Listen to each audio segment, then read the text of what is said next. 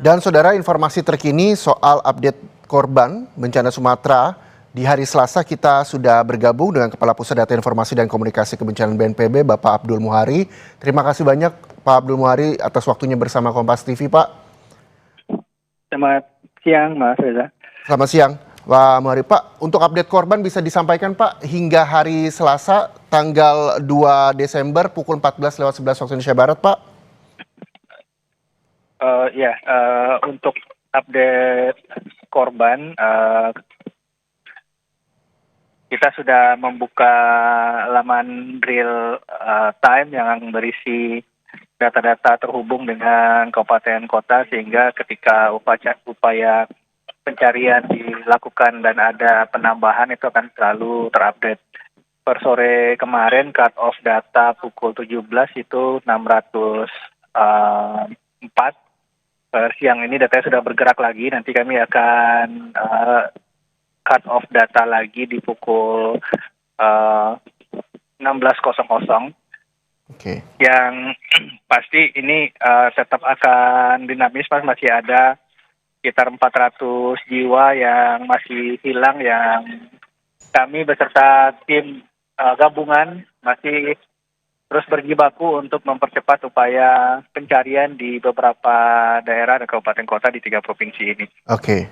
Jadi data yang saat ini juga dimiliki dari BNPB terkait dengan korban bencana Sumatera per pukul 19 waktu Indonesia Barat hari Senin kemarin ada 604 korban jiwa ya Pak?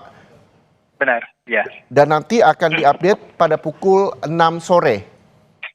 Kita cut off data, tetapi kita sudah membuka laman dashboard yang real time, jadi setiap kali ada penambahan dari daerah itu akan selalu bergerak datanya. Oke, kalau yang hilang sampai siang ini sudah terdata kah Pak? Ada berapa orang dan bagaimana dengan jumlah pengungsi juga Pak? Ya, untuk data jumlah yang hilang itu sekitar 400-an jiwa. Ini angka detailnya masih terus bergerak karena kita masih tetap membuka posko pengaduan dan data ini tetap bertambah dengan waktu, karena biasanya ketika yang ditemukan, yang korban meninggal ditemukan, secara otomatis biasanya yang korban hilang itu berkurang. Tetapi data yang kami terima untuk pengungsi memang juga terus bergerak datanya. Yang saat ini kita juga sedang inventarisasi dengan lebih detail, tidak hanya jumlah tetapi juga titik-titik kantong pengungsi yang coba kita petakan menggunakan GIS, sehingga ini yang nantinya menjadi dasar bagi tim udara untuk mendropping bantuan via udara. Jadi kalau masih ada kabupaten kota, misalkan untuk Provinsi Aceh, di mana saat ini saya sudah bergeser dari seminggu lalu di Silangit, pagi ini saya di Banda Aceh. Ini masih ada yang untuk akses darat, itu ada 4 kabupaten kota yang masih belum bisa kita tembus. Aceh Tengah, Benar Meriah, Gayo Lues, dan Aceh Tamiang. Ini secara otomatis dorongan logistik kita lakukan via udara. Meskipun tonase bantuannya mungkin tidak sebanyak jalur darat, tetapi frekuensinya kita coba tingkatkan. Nah, kita coba kejar di titik-titik tadi yang saya sampaikan, kita coba mapping tidak hanya jumlah pengungsinya, tetapi juga titik-titik kantong pengungsi itu ada di mana, sehingga nanti heli bisa langsung bergerak ke titik-titik kantong pengungsian tersebut, Mas Reza. Oke, dari BNPB yang saat ini kan Bapak juga di Banda Aceh begitu Pak, dari Benar Meriah, Aceh Tamiang juga bantuan didistribusikan melalui udara. Di Biren ada jembatan yang putus juga Pak, begitu sejumlah wilayah di Aceh, kalau kita membahas wilayah Aceh dulu ya Pak. Sampai saat ini masih banyakkah daerah terisolasi yang memang terus diberikan bantuan? Ya, kami berkoordinasi dengan Balai Jalan dan BBWS Kementerian PU. Untuk jembatan itu banyak. Kalau misalkan disampaikan tadi ada satu titik, itu tidak hanya satu titik, itu banyak titik yang masih terputus. Tetapi tentu saja pemetaan dari tadi kami pagi ini berapat koordinasi untuk rencana operasi harian.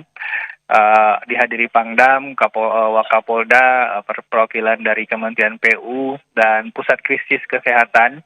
Ini juga membuka permasalahan-permasalahan baru yang segera harus kami tuntaskan. Tidak hanya mau untuk pembukaan akses jalan, tetapi tadi juga dari Kementerian Kesehatan dan dari Wakil Gubernur menyampaikan ada cadangan tabung oksigen dan obat-obatan yang juga mulai menipis di beberapa kabupaten kota.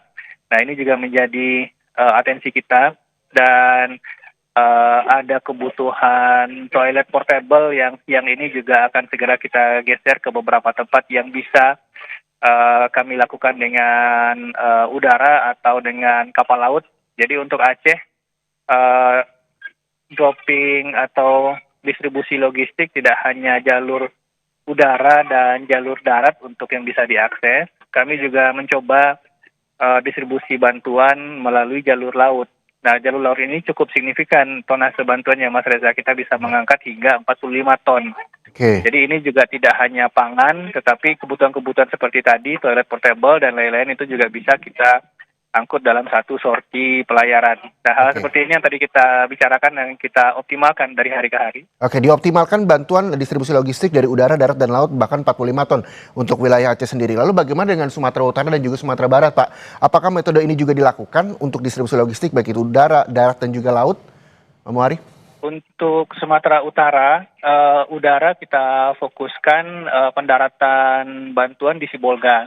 Jadi kemarin ada dukungan logistik beras 100 ton yang kita berangkatkan dari Jakarta dan kita daratkan di Sibolga. Oke. Nah, nanti dari pos pendaratan dari kapal laut ini, heli dan karavan akan mendistribusikan via udara ke titik-titik kabupaten kota yang terdampak. Untuk kabupaten kota yang memiliki airstrip, itu akan didistribusikan melalui pesawat karavan kami. Itu detonasinya bisa mencapai 1,5 ton. Untuk kabupaten kota yang tidak memiliki airstrip, itu kita akan distribusikan via heli dengan tonase sekitar 800 kg. Ini akan secara frekuentatif, artinya sorti penerbangannya akan coba terus kita tingkatkan, Ya. karena alhamdulillah ini cuaca cukup mendukung sehingga sorti penerbangan heli pun bisa kita tingkatkan. Oke. Terakhir untuk Sumatera Barat, ini situasinya sedikit lebih baik dari 2 provinsi lainnya. Tinggal yang kita tangani, atensi kita adalah Kabupaten Agam yang terdampak longsor banjir bandang Galodo dengan total korban sekitar 74 jiwa dan masih ada sekitar 60-an jiwa yang masih hilang. Mas Reza. Oke, kita terus update Pak terkait dengan data korban bencana Sumatera. Sekali lagi terima kasih banyak atas waktunya Kepala Pusat Data Informasi dan Komunikasi Kebencanaan BNPB Abdul Muhari. Nanti kami akan terus update terkait dengan tanggap darurat bencana Aceh, Sumatera Utara dan juga Sumatera Barat. Terima kasih sekali lagi atas waktunya Pak. Sehat-sehat, semoga distribusi bantuan logistik bisa tersalurkan untuk seluruh korban bencana di Aceh, Sumatera Utara dan juga Sumatera Barat.